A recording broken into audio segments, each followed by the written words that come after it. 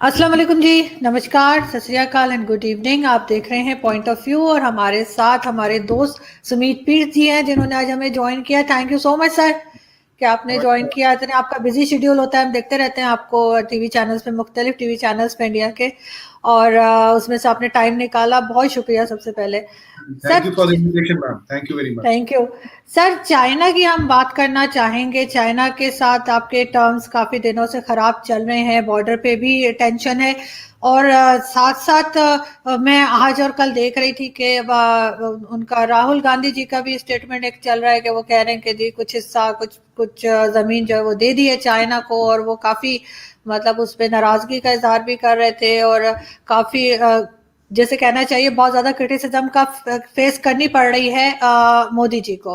तो किस तरह से देखते हैं आप ये सब कुछ? आपको क्या लग रहा है कि वाकई में कहीं गलती हुई है? क्योंकि गवर्नमेंट्स गलतियां कर सकती हैं, ऐसा नहीं है कि अगर कोई गवर्नमेंट है तो वो गलती नहीं कर सकती। तो आप किस तरह देखते हैं सब इन सारी सिचुएशंस को? देखिए आरजू जी, राहुल गांधी जी जो कहते हैं, खैर कई बार क्या होता है ना, उनका जो कहना भूल रह जाता है, जो कई बार वर्ड्स यूज करते हैं और जिन जुमलों में फंस के रह जाते हैं, और ऐसे कई सारे वीडियोस, ऐसे कई सारी चीजें मीडिया में भूलती हैं। अब सच्चाई तो ये है कि आरजू जी, आज की डेट में उन्हें कोई बहुत ज्यादा लोग कोई सीरियसली नहीं लेते हैं। क्योंकि अगर आप उनका डोकला वाला इंसिडेंट भी देखें, उन्होंने बोला जी, उनसे पूछा गया कि भाई अगर आप मोदी साहब की जगह होते आप क्या करते? कहते भाई मुझे तो पता नहीं ग्राउंड में हुआ क्या था। बोले पर आपको ये जरूर पता मोदी ने गलत किया है। तो अब ये जो चीजें हैं, ये जब ऐसी बयानबाजी होती है, हमारे यहाँ कई बार क्या होता है, opposition for the sake of opposition करती है। अगर आपको जमीन पे चीजें नहीं पता, आपको जमीन पे ये नहीं पता क्या हुआ, एक पार्लियामेंट में राजनाथ सिंह जी बयान देते, उसके तुरंत बाद आप ट्विटर पे लड़ाई शुरू करते, जबकि राजनाथ सिंह जी ने दो चीजें बोली थी। बोली देखिए, कुछ चीजें ऐसी है जो मैं पार्लियामेंट में नहीं बोलूंगा, अगर किसी आप में से किसी को जानना चाहता है वो मुझसे 1 to 1 ले, क्योंकि ऑब्वियसली देखिए पार्लियामेंट का जो सेशन होता है वो ब्रॉडकास्ट होता है, मीडिया पे आता है। अब जो टैक्टिकल मिलिट्री डिटेल्स है या स्ट्रेटेजिक मिलिट्री डिटेल्स है, उनकी डिटेल्स कभी भी पार्लियामेंट या मीडिया पे नहीं दी जाती। एक बड़ी तस्वीर मीडिया के जरिए लोगों को दी जाती, वो राजनाथ सिंह जी ने दी।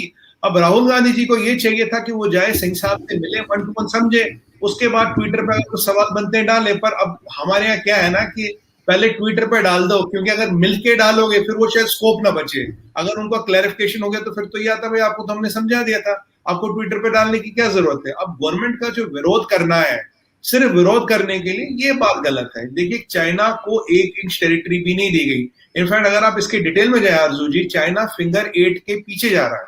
आपको ये टोपोग्राफी तो खैर समझ आती है। फिंगर 8 के पीछे जा रहा है। फिंगर 4 से फिंगर 8 का फासला 8 किलोमीटर है। आज पहली बार 15 साल बाद चाइना 8 किलोमीटर पीछे जा रहा है, with man, machinery, equipment and infra. इन चार को वो 8 किलोमीटर पीछे धकेल रहा है। तो इसमें बताइए, हमने 1 इंच भी टेरिटरी कहां दी? हम धन सिंह थापा पोस्ट पे थे, हैं और रहेंगे। और इसमें एक और चीज जो निकल के आ रही है, जो दोनों देशों के आमने सामने टैंके थी, वो टैंके पीछे चली गई है। और अब ये मेजर वो डिसएंगेजमेंट है कि आप इतना करेंगे, हम इतना करेंगे, आप ये करेंगे, वो करेंगे, जब ये बिल्कुल कोऑर्डिनेटेड चलेगा। और अगर चाइना वॉक्स द टॉक, अगर वो बिल्कुल जो उन्होंने कहा है वैसे होगा, तो डिसएंगेजमेंट होगी। अगर मान लीजिए, अगर ईश्वर करे ऐसा ना हो, अगर चाइना ने फिर वो अपनी हरकत कर दी, तो ये डिसएंगेजमेंट होगी नहीं। वैसे भी आप जानते हैं आरजू जी, जो पैगोंग सो लेक है उस पर जो कैलाश रेंज है, कैलाश रेंज करीब 430 किलोमीटर की है। जो हमारी हाइट्स का डोमिनेशन है 100-125 किलोमीटर, तो हमने पहली बार 1962 के बाद कैलाश रेंज को डोमिनेट किया। पूरा पैगोंग सो लेक को हम हाइट्स के कारण डोमिनेट करते हैं। मुझे नहीं लगता कि चाइना जब इतनी डिसएडवांटेज में है, वो कोई हमाकत या हरकत करना चाहिए, क्योंकि वो बहुत बड़ी डिसएडवांटेज में आएगा। कारण और भी है, चाइना के पास हाई ऑल्टीट्यूड वॉरफेयर का कोई तजुर्बा नहीं है। आप तो जानते हैं, हम तो सियाचिन में अब 30 साल से हैं। देखिए जी, हमारे पास हाई ऑल्टीट्यूड वॉरफेयर की ट्रेनिंग है, हमारे पास सियाचिन का एक्सपीरियंस है, हमारे पास बैटल हार्डन आर्मी है। अब जो चाइना की आर्मी ने लास्ट लड़ाई लड़ी थी, वो वियतनाम में लड़ी थी 43 साल पहले, वहां भी हार गए थे। ये जो जनरल जाओ है, जो अभी सेंट्रल कमांड के जनरल है, hand pick by Xi Jinping, इन्होंने 45 साल पहले लड़ाई दी। इनकी उम्र करीब 70 साल है, इसीलिए ये इतने हाई ऑल्टीट्यूड पे आए नहीं। शायद मतलब वो जब उम्र ज्यादा होती है तो ना फिजिकल फैकल्टीज वैसी होती नहीं, डर वर लगता भाई कुछ हेमरेज दौरा वोरा ना पड़ जाए, कुछ ऐसी बात ना हो जाए, इसीलिए वो दिखे नहीं। चाइना का एक बड़ा लीडर वहां दिखा नहीं। अब हमारे यहाँ देश देखिए, राजनाथ सिंह जी कई बार गए हैं, मोदी जी तो खुद लद्दाख की जमीन पे जाके चाइना को सुना है, इस जनार को बता दिया हमारी पोजीशन क्या है। नरवाने साहब, सीडीएस रावत साहब, ये सब आपने देखोगा मीडिया के जरिए, आपने देखो बार बार जाते रहे, ट्रूप्स का मनोबल बना रहे, वहां राशन हो, वहां इक्विपमेंट हो, वहां सर्दी से लड़ने के कपड़े हो, इक्विपमेंट हो, जो भी इंडियन आर्मी को चाहिए था वो सारा दिया गया। और आज की बात ये है, जब हम आज और आप और हम बात कर रहे हैं, we are dominating Pangong Tso Lake. If China walks the talk, disengagement will happen. If they do not, it will never happen. And इससे एक और चीज ये भी सिद्ध होगी, we have given peace a chance. और मुझे बताइए आजू जी चाइना को मिला कि एक इंच जमीन तो ले नहीं पाए। जो उनका परसेप्शन था मिलिट्री पावर का, कोई हमारे सामने जी खड़ा नहीं हो सकता, हम खड़े हैं, आपके सामने खड़े, क्या कर लिया जी आपने, हमारा जमीन आप लेने पे पॉलिटिकली आपने क्या जीता। अगर आप 8 किलोमीटर पीछे जाते हो 15-20 साल के बाद, आपने 8 किलोमीटर का जो क्षेत्र है, you have lost that territory which you literally controlled. तो I don't know what China is going to get out of it and where the apprehension is. अगर यही बहुत अच्छा होता, अगर यही राहुल गांधी जी राजनाथ सिंह जी से मिलते, 1 to 1 समझते, और बहुत सी डिटेलें ऐसी आजू जो मुझे नहीं पता और मुझे पता होनी भी नहीं चाहिए, कि मैं एक साधारण व्यक्ति हूं, मुझे कहां से पता होगा, और होनी भी नहीं चाहिए। और ये जितनी भी कैलकुलेशंस हैं जनरल्स और जो कमांडर्स है आपस में करते हैं, हर एक चीज का हिसाब किताब होता है, और एक लिमिटेड इंफॉर्मेशन पब्लिक डोमेन में दी जाती है। पर कोई ये तो नहीं बताएगा मेरा टैक्टिकल मिलिट्री प्लान क्या है, मेरा स्ट्रेटेजिक मिलिट्री प्लान क्या है, मेरा बैकअप प्लान क्या और मेरा कंटिजेंसी प्लान क्या है। प्लान तो आज के डेट में भी चारों एक्टिव है जी। अब राहुल गांधी जी जाए, समझे, बड़े नेता है, बहुत बड़े खानदान से आते हैं, उनको ये समझना चाहिए था। पर डेमोक्रेसी है मैडम, मर्जी उनकी, कुछ भी बोल सकते हैं। अब डेमोक्रेसी के कुछ तो नुकसान भी होते हैं ना। लेकिन सुमित जी, आप समझते हैं कि जो भी गवर्नमेंट होती है, चाहे वो मोदी जी की हो, चाहे इमरान खान की हो, किसी की भी हो दुनिया में, जो अपोजिशन होती है वो हर बार गलत नहीं होती। बहुत बार वो कुछ ऐसी चीजें भी पॉइंट आउट करते हैं, अपोजिशन भी और पब्लिक भी, जो कि उनके अच्छे के लिए ही होता है, कि वो अगर उसके ऊपर काम किया जाए तो वो चीज जो सही नहीं होती उसको गवर्नमेंट ठीक कर सकती है। लेकिन अनफॉर्चुनेटली हमारे जैसे देशों में, पाकिस्तान और इंडिया स्पेशली, और पाकिस्तान भी, के हमारी गवर्नमेंट्स अपनी गलतियां मानती नहीं है। हम कभी ये नहीं कहते कि हाँ जी अपोजिशन ने ठीक ही बताया, हम इसको ऐसे कर लेते हैं। वो उधर ही ईगो प्रॉब्लम बनाकर उधर ही रहते हैं। अभी जैसे इसी से रिलेटेड मैं मतलब एक दूसरा भी टॉपिक हम यहाँ पे ऐड कर देते हैं। अभी जैसे आपके यहाँ फार्मर्स प्रोटेस्ट चल रहा है, उसके ऊपर जब यूट्यूबर और उस पे ट्विटर के ऊपर जब बहुत ज्यादा बातें की गई और उनको गलत ठहराया गया, तो उसके ऊपर आपकी गवर्नमेंट ने ट्विटर को कुछ हैंडल्स जो है वो हटाने के लिए कहे या सस्पेंड करने के लिए, इस तरह की कोई न्यूज आई थी। और फिर वो नहीं हुआ तो आपने एक कू के नाम से एक और अपनी ऐप बना ली है। लेकिन वो ऐप मुझे नहीं लगता कि ज्यादा आप उसको सक्सेसफुल बना पाएंगे, क्योंकि उसमें आप सारी दुनिया की न्यूज नहीं ले सकेंगे। वो हिंदी की लैंग्वेजेस, मतलब हिंदुस्तान की लैंग्वेजेस में है, और वो हर जगह अवेलेबल भी पाकिस्तान में भी नहीं है। तो उससे आपको पाकिस्तान के समेत बाकी दुनिया की न्यूज नहीं मिलेगी। इसी तरीके से आपने पहले चाइना की ऐप सारी बंद करवाई थी, और उससे भी कुछ खास नहीं कर पाए आप लोग, इसलिए कि चाइना को छोटी छोटी चीजों से फर्क नहीं पड़ता। जी देखिए आजू जी, आपने तो 3-4 सवाल एक साथ पूछते, तो एक एक करके जवाब दूंगा। देखिए जहां तक अपोजिशन की बात है, हम कहते हैं अगर कंस्ट्रक्टिव अपोजिशन, आप अपोज करें फैक्ट फिगर डाटा के साथ। आप बताइए जी, आपने ये कहा, हम ये कहते हैं, अगर एक टेंजेबल चीज आप सामने लाएंगे तो वो जरूर करना पड़ेगा। अपोजिशन की एक स्कीम थी मनरेगा नरेगा, जब मोदी जी की गवर्नमेंट आई वो स्कीम बंद नहीं की गई, उनको बेटर किया गया। ये नहीं बोला गया भाई आपकी ये स्कीम बेकार है जी, बंद कर दो, ऐसा नहीं किया गया। ऐसी कई सारी स्कीम्स थी जो प्रीवियस गवर्नमेंट्स की थी, जिनको चलाया गया, बेहतर किया गया। ठीक है जी। तो ठीक उसी तरह से अगर राहुल गांधी जी या कहीं की भी अपोजिशन हो, इंडिया की हो, पाकिस्तान की हो, एक कंस्ट्रक्टिव चीजों के साथ, एक टेंजेबल चीजों के साथ, जी आपने ये किया, हम ये बता रहे हैं, देखिए ये इससे बेहतर है, तो कोई भी उसको चाह के भी मना नहीं कर सकता। पर ऐसे होते नहीं, आपने देखा बजट में भी जुमले कसे गए, पर आज तक बजट में क्या कमी है, क्या खामी है, कोई निकाल नहीं पाया। हाँ, हमने जुमले उमले कस दिए जी, ये क्रोनिक कैपिटलिज्म, एंटी पोर, ये देखिए ये सब तनकीद है। तनकीद से राजनीति या सियासत चलती नहीं है। Point number 1। अब जो फार्मर प्रोटेस्ट की बात आई, फार्मर प्रोटेस्ट में इंडियन गवर्नमेंट ने करीब 1,000 हैंडल के आसपास ट्विटर को बोला था जी आप इनको बंद करिए। कारण ये है, देखिए हमें ना ट्विटर से डर लगता है, ना अमेरिकन मल्टीनेशनल से डर लगता है, ना कोई सेलिब्रिटी वेलिब्रिटी ट्विटर पे गए, उससे हमें डर नहीं लगता। हमें डर लगता है केवल एक चीज से, जब एक फेक न्यूज फैलाई जाती है, जब ये 1000 हैंडल समाज में जो शांति है उसको तोड़ने की कोशिश कर रहे थे, जो सामाजिक ताना बाना है, जो भाईचारा है उसको तोड़ने की कोशिश कर रहे थे, फेक न्यूज फैला के, गलत खबरें देके, लोगों को कह के भाई जाओ आप लड़ो, जाके आप दिल्ली की सड़कों पे नाश कर दो, तांडव कर दो, पब्लिक प्रॉपर्टी को तोड़ो। देखिए, सबसे पहला गवर्नमेंट की रेस्पॉन्सिबिलिटी बनती है पब्लिक और पब्लिक प्रॉपर्टी को बचाना। मान लीजिए आप दिल्ली में रहते हैं, मैं दिल्ली में रहता हूं, अगर कल को मेरी लाइफ, मेरी प्रॉपर्टी, मेरा लाइवलीहुड, मेरा फैमिली डेंजर में आता है because of a Twitter handle of XYZ, अभी मैं नहीं कहता वो पाकिस्तानी हैंडल है, कहीं से वाले कोई भी हैंडल हो, आप बताइए गवर्नमेंट की क्या जिम्मेदारी है? पहले मेरी लाइफ प्रोटेक्ट करे, मेरी फैमिली को, मेरे लाइवलीहुड को, मेरी प्रॉपर्टी को, या एक so called freedom of speech चलाने लगे? अब दूसरी बात बताइए, ट्विटर कहता है जी मैं एक प्लेटफॉर्म हूं। अगर आप प्लेटफॉर्म हो तो आप सेंसरशिप क्यों करते हो? या तो आप पब्लिशर हो या प्लेटफॉर्म हो, या तो आप डिक्लेयर करो पब्लिशर है। अगर आप प्लेटफॉर्म हो तो आप सेंसरशिप तो कर ही नहीं सकते। ये ट्विटर वही है आरजू जी जिन्होंने प्रेसिडेंट डोनाल्ड ट्रंप को परमानेंटली गायब कर दिया ट्विटर से। तब वो प्रेसिडेंट थे अमेरिका के, अमेरिका के प्रेसिडेंट थे, उनको गायब कर दिया। तीसरी बात मैं आप बताऊं, अब ये जो ट्विटर के रूल्स है, आप खुद ही रूल बनाते हो, मैं ही अपील, मैं ही वकील, मैं ही दलील, मैं ट्विटर के अगेंस्ट ट्विटर को गुहार लगाऊं, मतलब खुदा भी मैं ही और सनम भी मैं ही, मतलब तो फिर हम कहां जाएंगे? अब तीसरी बात रही कूक की। कू एक इंडियन ऐप है, 1/5 जो ट्विटर के डाउनलोड्स है इंडिया में वो कूक पे हो चुके हैं। कूक को एक वर्ल्ड सक्सेस बनाने में कोई बात नहीं, इंग्लिश में भी उसका ऑप्शन है, मैंने भी अकाउंट डाउनलोड किया, इंग्लिश का वर्जन है, मेरा भी अकाउंट है कूक पे, तो आप भी डाउनलोड कर सकते हैं, कोई दिक्कत नहीं, कोई भी डाउनलोड कर सकता है। इंग्लिश पाकिस्तान में अवेलेबल नहीं है, पाकिस्तान के लिए अवेलेबल नहीं है, उस पर लिखा हुआ है कुछ दिनों में अवेलेबल कर लेंगे, टेंशन मत लीजिए, तो कोई दिक्कत है नहीं, हमारे यहाँ तो हो रहा है।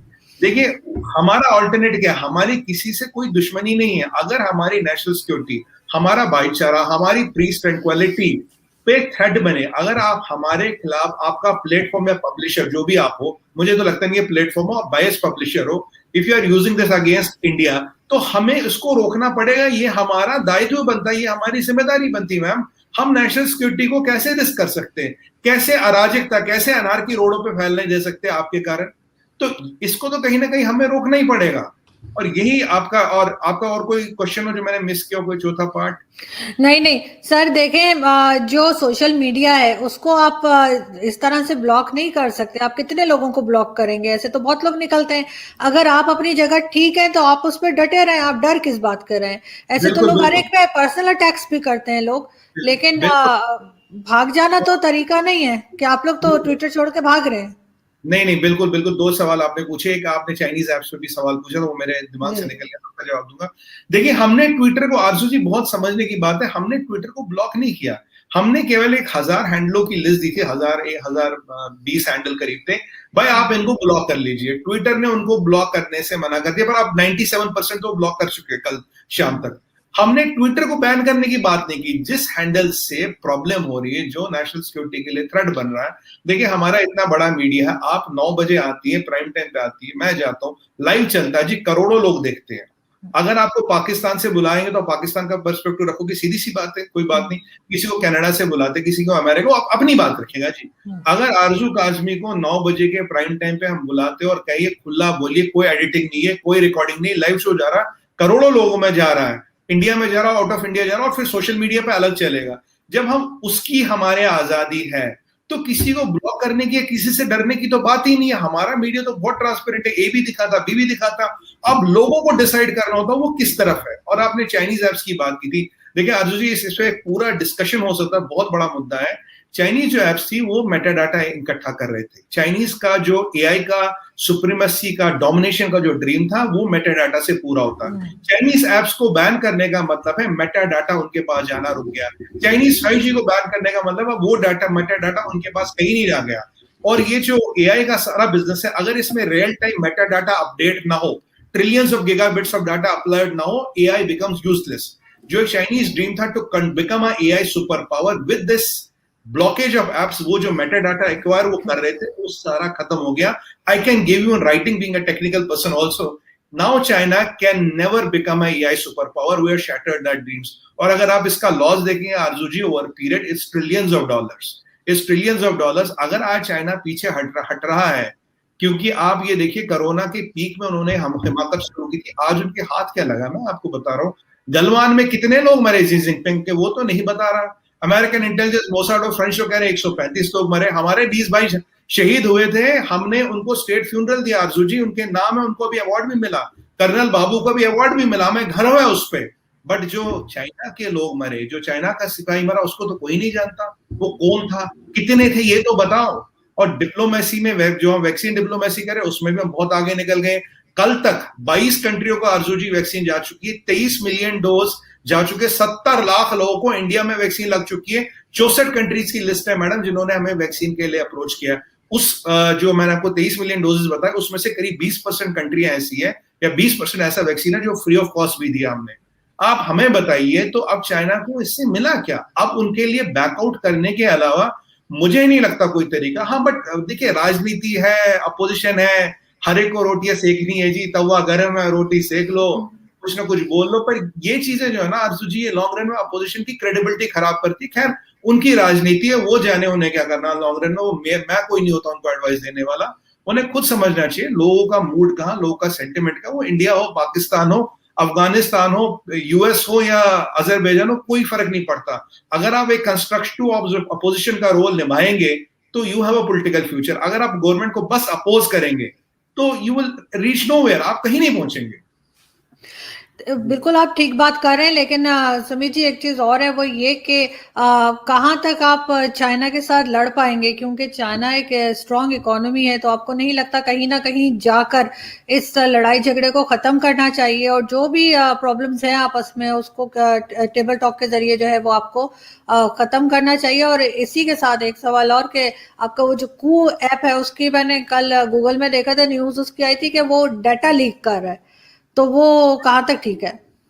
देखिए पहली बात चाइना की बात करें, देखिए चाइना की बहुत बड़ी इकोनॉमी है, इस पे एक पूरा डिस्कशन हो सकता है। मेरे हिसाब से चाइना की economy is in deep trouble, क्योंकि मैंने लास्ट टाइम भी आपको कुछ फैक्ट्स डाटा दिए थे जो चाइना के बारे में, इट्स इन डीप ट्रबल। मुझे नहीं लगता कि वो इकोनॉमी बहुत रॉबस्ट है।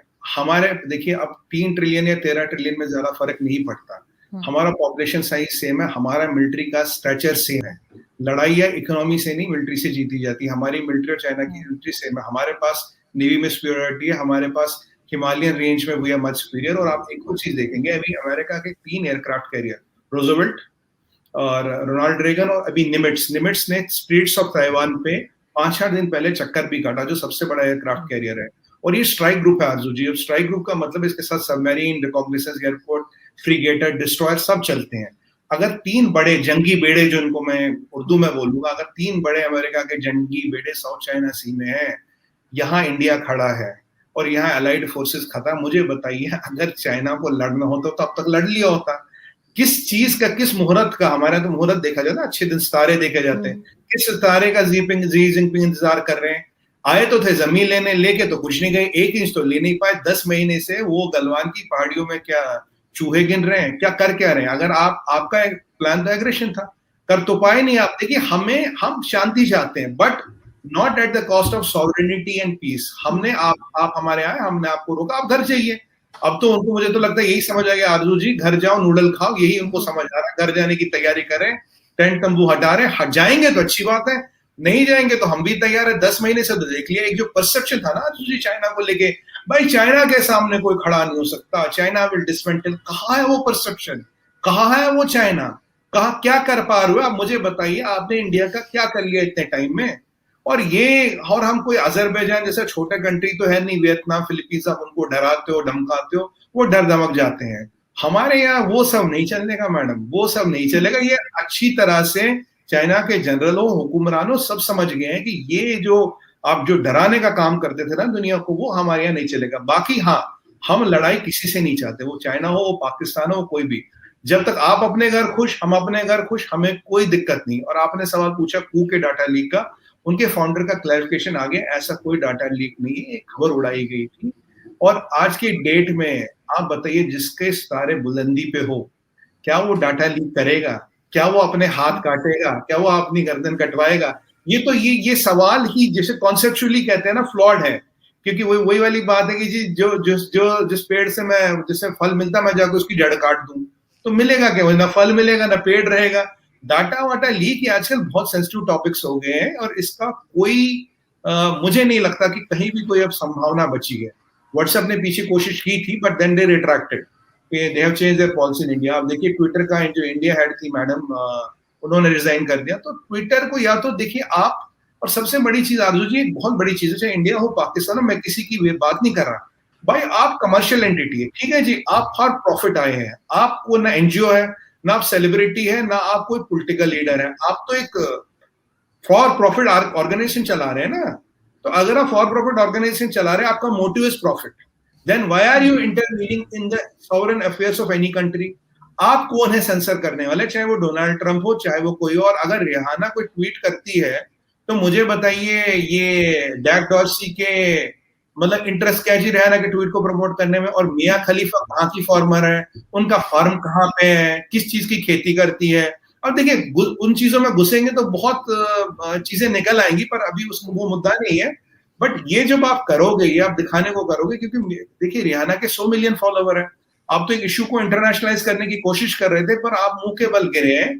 और अगर हम एक बहुत बड़ा मार्केट है आपके लिए, अगर आपको यहाँ बिजनेस करना, हम आपका स्वागत करते हैं हाथ जोड़ के, पर आप बिजनेस करिए, राजनीति मत करिए। राजनीति जो हमारे राजनेता है, बहुत बड़ी डेमोक्रेसी है, चुन के आते हैं, 100 करोड़ लोग मैडम वोट देते तब एक सरकार बनती है, तो उनको करने दीजिए। और 450 मिलियन लोगों ने मैडम वोट दिया तब मोदी जी की सरकार बनी। 400 मिलियन, 50 मिलियन का मतलब है more than Europe population put together. 450 million का मतलब है more than American population put together. तो आप उस गवर्नमेंट की लेजिटिमेसी को अगर चैलेंज करोगे, तो आप कहीं ना कहीं अपना मार्केट और अपना फ्यूचर दोनों खराब करोगे। या तो जैक डॉर्सी भैया छोड़ दो ये सब, आ जाओ, कूद जाओ राजनीति में, बन जाओ पॉलिटिशियन, तो आपको पॉलिटिकली जवाब देंगे। या आप कमर्शियल ऑर्गेनाइजेशन चला रहे हो तो कमर्शियल ऑर्गेनाइजेशन चलाइए, आप अपना काम करिए, हमें अपना काम करने दीजिए। बाकी आरजू जी मैं आपको बहुत क्लियर कर दूं, अपने राष्ट्रीय चैनल, नेशनल टीवी चैनल्स पे कई बार बोल चुका, ना हमें किससे डर लगता है, ना है और ना रहेगा। अगर कोई सोचता है 135 करोड़ लोगों को कोई हिला देगा, ऐसा तो कोई पैदा ही नहीं हुआ दुनिया में। ट्विटर की क्या औकात। बिल्कुल ठीक होना तो यही चाहिए कि आप अपनी जगह स्ट्रांगली खड़े रहें। लेकिन एक चीज़ और है सुमित जी, जो कि सोशल मीडिया पर भी मैंने पढ़ी थी और वैसे भी 2-4 लोगों से मेरी बात हुई, तो वो कह रहे हैं कि ये फार्मर प्रोटेस्ट को लेके बात हो रही थी, तो उन्होंने कहा असल में कुछ आपके लोग भी हैं वहाँ पे, जाहिर है कि आप हर एक अपना पॉइंट ऑफ व्यू होता है। उन्होंने कहा क्योंकि ये जो है कोरोना भी हैंडल नहीं हुआ ठीक से मोदी सरकार से, और उसके साथ साथ चाइना में का इशू भी चल रहा है, तो इसलिए उन्होंने कहा कि जी ये फार्मर प्रोटेस्ट चलने तो सारा मीडिया इसके पीछे लगा रहेगा, क्योंकि अगर ये हट गए तो फिर मीडिया ने कोरोना शुरू कर देना है या चाइना शुरू कर देना है। तो बहुत सी चीजें ऐसी हैं जो गवर्नमेंट से हैंडल नहीं हो पा रही, तो उसको छुपाने के बजाय, उस चीज को पीछे कहीं कबर्ड में डाल देने के बजाय, क्यों गवर्नमेंट आपकी कोशिश नहीं करती कि उस चीज को सही से हैंडल करे, ताकि लोग उनके ऊपर ब्लेम ही ना लगाएं। ये तो मैं अपनी गवर्नमेंट को भी कहती हूँ, हमारी गवर्नमेंट की भी यही आदत है, कोई चीज बताओ तो वो उसको छुपाने के चक्कर में कोई दूसरी बेकार सी न्यूज सामने ले आते हैं। तो क्या यही रीजन है कि फार्मर्स को हटाया नहीं जा रहा, क्योंकि मोदी जी के बाकी सारे जो इश्यूज हैं वो सामने आ जाएंगे? देखिए आपने 3 सवाल पूछे। पहली बात की जी, आपने पूछा था कोरोना को लेके। अभी इवन WHO कह रहा है India corona management is the best. दुनिया में सबसे सस्ती वैक्सीन सबसे पहले हमने बनाई, रेफ्रिजरेशन की जरूरत नहीं। 23 मिलियन डोजेस मैडम शिप कर चुके हैं और 40-45 कंट्रियों की अर्जियां पेंडिंग है, शिप कर रहे हैं। 70 लाख लोगों को वैक्सीन लगा चुके हैं, सबसे बड़ा वैक्सीनेशन प्रोग्राम कर रहे हैं। 8 वैक्सीनें बना रहे हैं, 2 तो आ गई, 6 और पाइपलाइन में, लास्ट टाइम भी हमने डिस्कस किया था। सबसे कम पर मिलियन डेथ रेट इंडिया में है, सबसे कम इन्फेक्शन रेट अभी इंडिया में है। तो अगर इसके बाद भी बताए कोई कि हमने कोरोना को अच्छी तरह से मैनेज नहीं किया, उनका परसेप्शन है या उन्हें इस दुनिया में नहीं रहते, या राजनीति इतनी बड़ी हो गई कि सच या फैक्ट नंबर नहीं दिखते, मैं उस पर कमेंट नहीं करूंगा। जब हम कोरोना आया था, एक पीपी एक मास्क नहीं बनता था, अब मिलियंस में पीपी और मास्क पर डे बनते, हर कंट्री को एक्सपोर्ट होते हैं। कितनी 170 कंट्रियों को हमने HCQ भेजा, पाकिस्तान में भेजा, और काफी 30-40% कंट्रियों को फ्री भेजा। अभी 20-25% कंट्रियों को तो हमें वैक्सीन फ्री भेज रहे हैं। आपको आरजू जी, आपने देखा डोमिनिकन रिपब्लिक के प्रेसिडेंट ने क्या कहा? उसने कहा कि I never thought God will hear my prayer so fast, क्योंकि एक छोटी सी कंट्री है, मेरी इतनी आबादी है, मुझे कौन भाई वैक्सीन दे रहा? और हमने उनको वैक्सीन दी। उसने कहा इस वैक्सीन से मैं अपनी पूरी आबादी को, छोटा सा कंट्री है, को बचाऊंगा। मैंने मोदी जी को लिखा, उन्होंने रेस्पॉन्ड किया। ये है दुनिया का हमारा दुनिया का रेस्पॉन्स मिल रहा है। और एक बात बताइए आरजू जी, अगर हम चाहते हैं, अगर और कोई, मैं किसी का नाम नहीं लूंगा, और कोई कंट्रियां होती, अभी तो मौका था मैडम ट्रिलियंस ऑफ डॉलर्स कमाने का, अभी तो कमाई करने का मौका था। सस्ती वैक्सीन, फ्री में वैक्सीन कौन देता है? हम देते हैं, और जो मांगता है उसको देते हैं। ये हिंदू मुस्लिम का फर्क नहीं है, बांग्लादेश को भी दी, यूएई को भी दी, मस्कट को भी दी, क्रिश्चियन को भी दी, अफ्रीकन को भी दी, हर एक को दी, जिसने मांगा हर एक को दी। और ये हमारी फिलॉसफी वासुदेव कुटुंबकम, और एक सर्वे संतु निर्भयम। इसका मतलब है कि there should be no disease in the world. जब हम ये कर रहे हैं तो कोरोना का मिसमैनेजमेंट हुआ, ये गलत है। अब दूसरी आई चाइना की बात। चाइना मैडम 10 महीने से क्या कर पाए? 1 इंच जमीन नहीं ले पाया।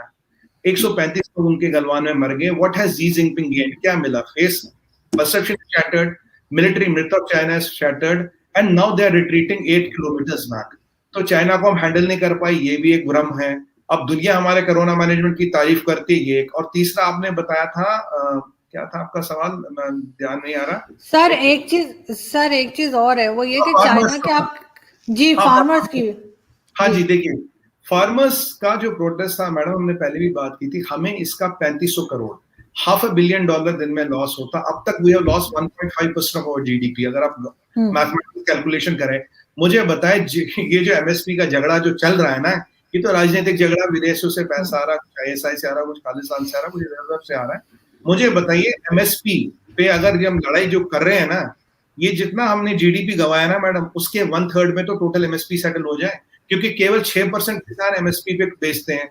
आज भी निर्मला जी, हमारी फाइनेंस मिनिस्टर, ने बजट नंबर्स दिए हैं, हाईएस्ट प्रोक्योरमेंट ऑफ पैडी और अदर क्रॉप्स एमएसपी पे हो रही है। 13 में क्या नंबर था, 20 में क्या नंबर था? दुगना नंबर था। एमएसपी ओवरऑल 1.5 गुना बढ़ा है। अगर, और दूसरी बात आरजू जी, मजे की बात है, ये जो लॉज है, अभी सुप्रीम कोर्ट ने बोला इनका जो इम्प्लीमेंटेशन है रोक दीजिए। गवर्नमेंट ने बोला हम आपको 1.5 साल दे रहे हैं, भाई कमेटी बनी, आप जाओ काम करो, अगर कुछ दिक्कत होती तो बात करेंगे। अगर अभी तो लॉ ग्राउंड में है ही नहीं आरजू जी, अगर लॉ ग्राउंड में नहीं है तो ये जो लड़ाई चल रही है, ये जो प्रोटेस्ट चल रहा है, किसको लेके चल रहा है? मुझे एक और बात बताइए, आपके चैनल पे बोलना चाहूंगा, क्योंकि आपके काफी लोग देखते हैं आपके चैनल को, ये जो हजारों करोड़ों का खर्चा आ रहा है ये फार्मर के पीछे, जी पैसे कौन लगा रहा है? पैसे कहाँ से आ रहे हैं? आप तो कह रहे गरीब किसान है। अगर गरीब किसान है, जो मैं मानता हूँ, कुछ किसान गरीब है, कुछ अमीर भी है, पर ये जो हजारों करोड़ों का पैसा लग गया इस प्रोटेस्ट में, ये कौन दे रहा है? पैसे कहाँ से आ रहे हैं? इसका जवाब दीजिए। ये अब तो कैनेडियन जस्टिन ट्रूडो ने भी वैक्सीन मांग ली। पहले फार्मर प्रोटेस्ट को सपोर्ट कर रहा था, फिर मोदी जी को फोन करके वैक्सीन भी मांग लेते हैं। देखिए, ये जो इंटरनेशनल ताने बाने है ना, जियोपॉलिटिक्स बहुत बदल गई। लास्ट टाइम भी हमने डिस्कस किया था, बहुत बदल गई है जियोपॉलिटिक्स। चीजें बहुत जल्दी बदल रहे, नए परम्यूटेशन कॉम्बिनेशन बदल रहे, और ये बिल्कुल निराधार बात कहना है। It is pointless and baseless. Corona management has been superb. China we have put in a place, and farmers protest is almost over. अगर आज हम फार्मरों के कैंप देखें, जहाँ 10,000 किसान होते थे, 200 भी नहीं मिलेंगे आपको। काफी लोग तो घर भी चले गए, निपट भी गए। अभी जो किसानों के एक नेता है, कह रहे जी अब मैं ऑल इंडिया लेवल पर जाके सपोर्ट लूंगा। क्यों? अब यहाँ से भागने का कोई अवसर तो चाहिए ना, अब कैसे निकले यहाँ से? अब पूरे इंडिया में जाके, भाई यहाँ तो सपोर्ट मिला नहीं, पूरे इंडिया में क्या सपोर्ट मिलेगा? तमिलनाडु जाओगे, वहां तुम्हारी कोई लैंग्वेज तो समझता नहीं, मतलब तुम क्या सपोर्ट लोगे? और जब 6% किसान केवल एमएसपी पे खरीद बेचते थे, तो ये पैन इंडिया मूवमेंट या पूरे इंडिया के किसान की मूवमेंट तो हो ही नहीं सकती। मैथमेटिकली ये संभव ही नहीं है। ये ऑर्केस्ट्रेटेड मूवमेंट थी, और 26 जनवरी के दिन आपने देखा इन्होंने क्या किया। बिल्कुल ठीक सर, लेकिन यही है कि आपकी अपोजिशन जो है वो बिल्कुल भी आपके साथ एग्री नहीं है। आज भी उन्होंने बहुत एलिगेशंस लगाई हैं। और दूसरे, जब बॉर्डर पे गए थे, लास्ट में मैं ये कहना चाहूंगी, मोदी जी बॉर्डर पे जब गए थे, जहां आप कह रहे हैं कि चाइना को ललकार कर आए थे, तो उन्होंने वहां चाइना का नाम नहीं लिया था। वो एक वो उस पे बहुत पाकिस्तान में बहुत बात हुई थी कि जी पाकिस्तान को तो बढ़ बढ़ के धमकियां देते हैं, लेकिन चाइना का नाम नहीं लिया था। लेकिन चाहे चाइना हो या पाकिस्तान या कोई भी बॉर्डर किसी से भी लगता हो, आई विश के इस तरह की लड़ाई झगड़े ना हुआ करें और पीसफुली हर चीज को हैंडल कर लिया जाए। लेकिन हमें अभी नजर नहीं आ रहा कि चाइना इतनी आसानी से जमीन छोड़ेगा। देखिए आरजू जी, आपने बहुत अच्छा सवाल पूछा। जब हमारा वहां आमना सामना चाइना से हो रहे, बम बंदूक जो है, जो इतनी डिप्लॉयमेंट है, लाखों फौज वहां चाइना के सामने खड़ी है, वहां मैं जा रहा हूं और जिसको धमकी दे रहा हूं वो तो चाइना ही है ना।